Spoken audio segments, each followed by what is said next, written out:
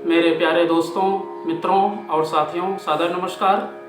मैं हूं आपका इष्ट मित्र दोस्त मिस्टर शांतिलाल डंसेना, बड़े डुमरपल्ली, रावटसन, खरसिया, जिला रायगढ़, छत्तीसगढ़, भारत से हूं। मित्रों, आप लोगों को मैं निवेदन करता हूं कि अगर आप पहली बार देख रहे हैं तो प्लीज़ सब्सक्राइब ज़रूर कर दें। बेल आइकन का जो घंटी है उसको भी क्लिक कर दें और ऑल ऑप्शन का चयन करना होगा। मित्रों, आप लोग हमारे इस YouTube चैनल वीडियो को देखते हैं तो आपको मैं हृदय से धन्यवाद देता हूं और आपको मैं सादर सलाम करता हूं। मित्रों, शुरू से अंत तक ज़रूर देखें, सुने, समझें, अनुभव करें। मन कहे, उचित लगे, अच्छा लगे तो एक लाइक आप हमें ज़रूर दें। इष्ट मित्रों के पास शेयर भी कर दें। और अगर कोई विशेष संशोधन की आवश्यकता है तो आप हमें कमेंट बॉक्स पर सूचित करें और आगे के लिए मार्गदर्शन भी दें। मित्रों, कर्म कांड से ईश्वर को फुसलाया नहीं जा सकता है, क्योंकि ये जो समस्त ब्रह्मांड, विश्व, प्रकृति, पर्यावरण दिखाई दे रहा है, सब उन्हीं का देन है। अगर हम उन्हीं के दिए हुए इस संसार की वस्तु से हम उन्हीं को प्रफुल्लित कैसे कर सकते हैं? अगर हम उन्हें कोई भी कर्म करके अगर फुसलाने का, बढ़ावा चढ़ावा देने का प्रयत्न करें तो बिल्कुल जो है निरर्थक होती है। अगर हम कोई भी वस्तु को ईश्वर को समर्पित करते हैं तो उसमें जो श्रद्धा, भावना, आस्था, अटूट निष्ठा, विश्वास रहती है, भगवान जो है उसी को स्वीकार करते हैं। ये पृथ्वी, अखिल विश्व ब्रह्मांड जो है उन्हीं की रचना है और इस रचना में व्यक्ति को भी क्रीड़ा कल्लोल करने के लिए भेजा है और विश्व ब्रह्मांड का प्रतिनिधि के रूप में प्रस्फुटित किया है।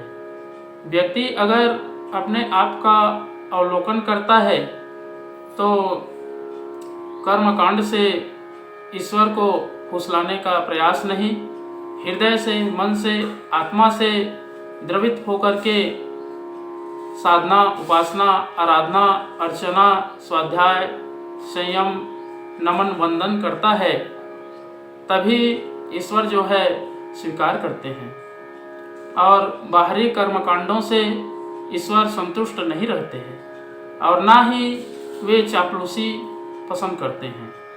मित्रों, जब अपने आप का परिष्कार करना प्रारंभ कर देते हैं तो ईश्वर जो है परखता रहता है कि इसका कर्म क्षेत्र, कार्य क्षेत्र किस स्वरूप में होना चाहिए।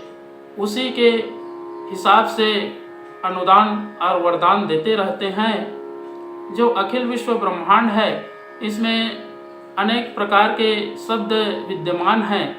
अगर इस ब्रह्मांड के आकाश तत्व से हम शब्दों का अन्वेषण करते हैं तो विचार, मस्तिष्क जो है उसी प्रकार के अणु परमाणु को स्वीकार करते हैं और जीवन को एक नई दिशा देते हैं।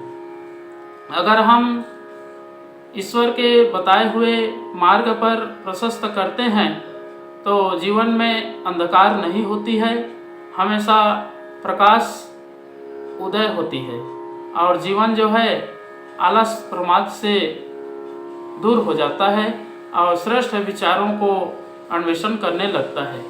व्यक्ति जब तक अपने आत्मा का परिशोधन नहीं कर लेता है तब तक कुंठित रहता है और आत्मा जो है पतन के गहरे गर्त की ओर चली जाती है।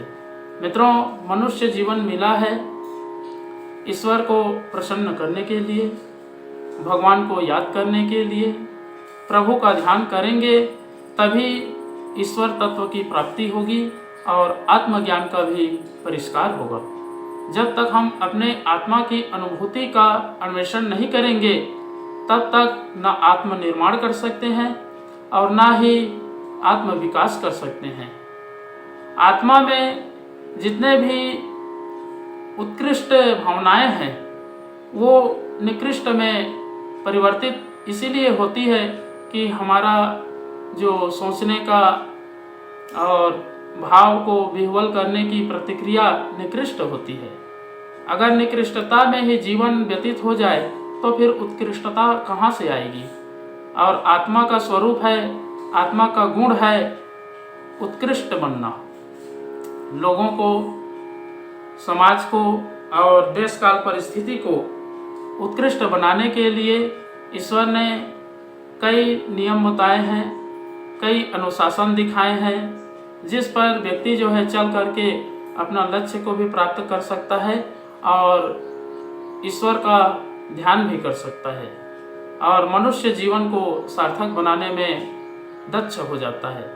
तो मित्रों, अगर हम अपने सभी चीज़ों का अनुसंधान करते हैं तो जीवन में एक अद्भुत प्रतिक्रिया होती है, जिसके माध्यम से व्यक्ति जो है परिपक्व हो जाता है और आगे चल के मनुष्यत्व को प्राप्त करता है।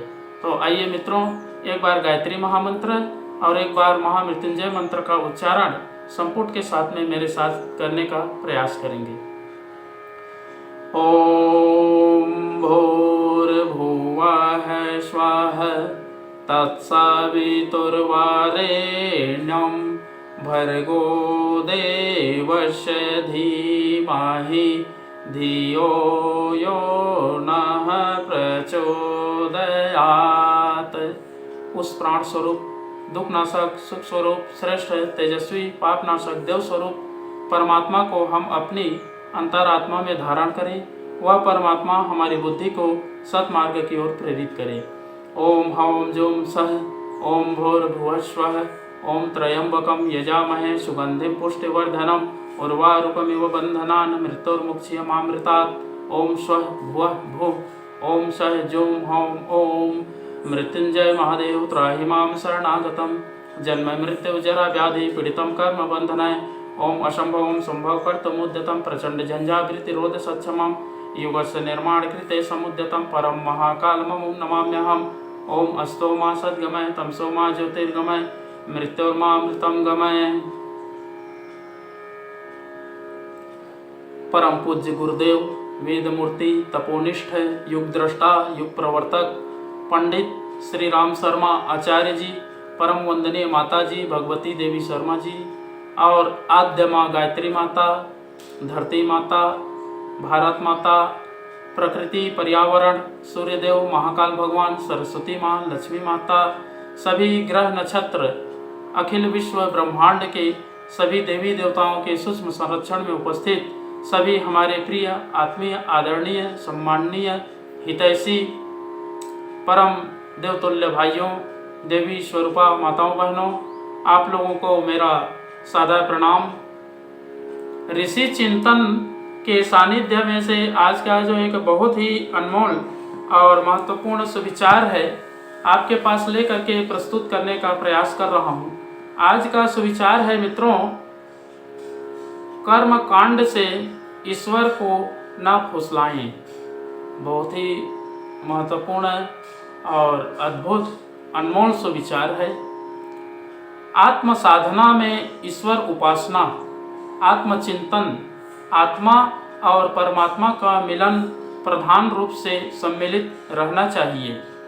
जब ध्यान, पूजन, बंदन की क्रिया नियमित रूप से चलनी चाहिए, पर उसमें भावनाओं का गहरा पुट रहना चाहिए। लकीर पीटने की चिन्ह पूजा अभिष्ट प्रतिफल उत्पन्न नहीं कर सकती। भौतिक महत्वाकांक्षाओं से जितनी विरक्ति होगी, उतनी ही आत्मिक विभूतियों के संपादन में अभिरुचि एवं तत्परता बढ़ेगी। इस तथ्य को भली भांति समझ लिया जाना चाहिए। अस्तु उपासना का कर्मकांड ही सब कुछ नहीं मान लिया जाना चाहिए, वरन उसके प्रयोजन की उत्कृष्टता बनाए रहनी चाहिए।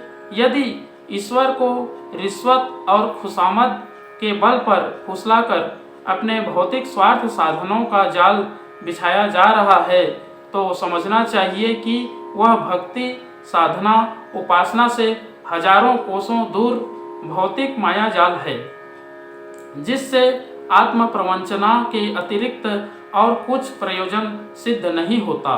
मित्रों, आत्मचिंतन, आत्म सुधार, आत्मनिर्माण, आत्म विकास के लिए अंतरंग जीवन को समर्थ बनाने के लिए अंतर्मुखी होना अत्यंत आवश्यक है।